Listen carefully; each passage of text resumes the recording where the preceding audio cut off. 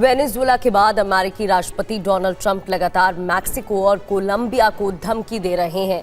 डर है Donald Trump जल्द इन देशों पर भी वेनेजुएला जैसा हमला कर सकते हैं, जिस तरीके से धमकियां दी जा रही हैं। मैक्सिको में ट्रंप का टोही विमान P-8 पोसाइडन लगातार निगरानी रख रहा है। हालांकि ट्रंप लैटिन अमेरिका में यहीं पर नहीं रुकने वाले हैं। दावा है कि डोनाल्ड ट्रंप के टारगेट पर Argentina, Bolivia, Peru, Chile, Colombia और इक्वाडोर भी है। इसके अलावा डोनाल्ड ट्रंप की दहशत ईरान में भी है। यहाँ भी अमेरिकी विमान बीते 4 दिन से निगरानी रख रहा है, जो किसी बड़े हमले की तैयारी माना जा रहा है। इधर ग्रीनलैंड को लेकर भी डोनाल्ड ट्रंप अड़ गए हैं। वो हर हालत में ग्रीनलैंड पर नियंत्रण की बात कर रहे हैं, भले ही इसके लिए उन्हें नाटो से ही क्यों ना टकराना पड़े। देखिए।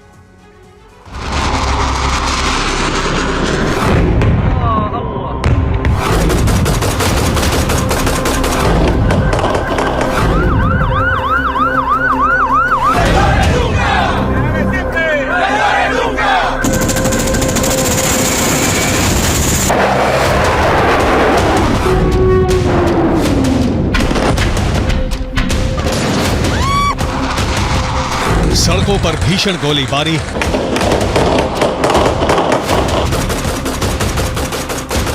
आसमान में ड्रोन पर एंटी एयरक्राफ्ट गन से हमला,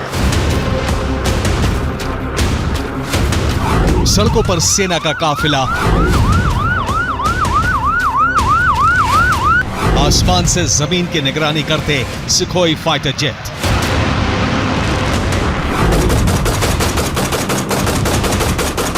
बहत्तर घंटे बाद वेनेजुएला एक बार फिर धधक उठा।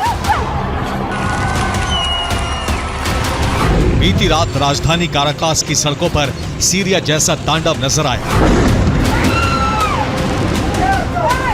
पूरी रात काराकास की सड़कें गोलियां और धमाकों की आवाज से गूंजती रही।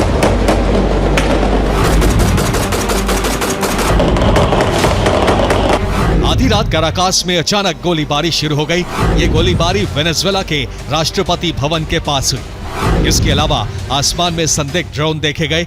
आसमान में फाइटर जेट भी नजर आए, जिसके बाद राष्ट्रपति भवन के आसपास अफरा तफरी फैल गई। वेनेजुएला की सेना ने तुरंत मोर्चा संभाला।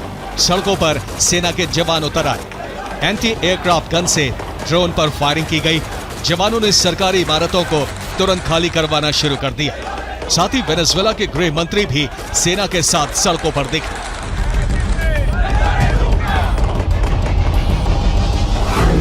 इन हमलों के पीछे कौन था, कितना नुकसान हुआ, फिलहाल इसकी कोई जानकारी सामने नहीं आई है। लेकिन इसके पीछे अमेरिका का खुफिया ऑपरेशन होने की आशंका है।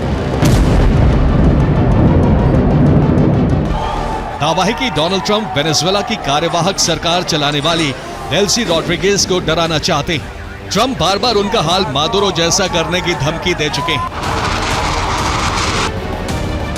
लेकिन इसके बाद भी रॉड्रिगेज झुकने के लिए तैयार नहीं है। उन्होंने ऑपरेशन CIA हंट डाउन शुरू किया है,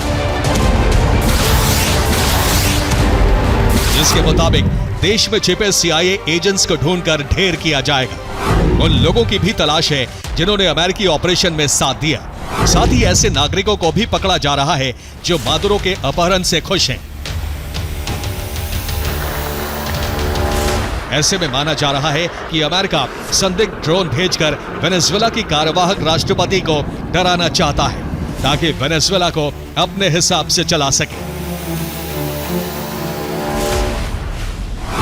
हालांकि डोनाल्ड ट्रंप सिर्फ वेनेजुएला में ही अमेरिकी प्रभुत्व नहीं चाहते, बल्कि उनका टारगेट एंडीज बेल्ट से जुड़े सभी देश हैं और वेनेजुएला इसकी पहली कड़ी है।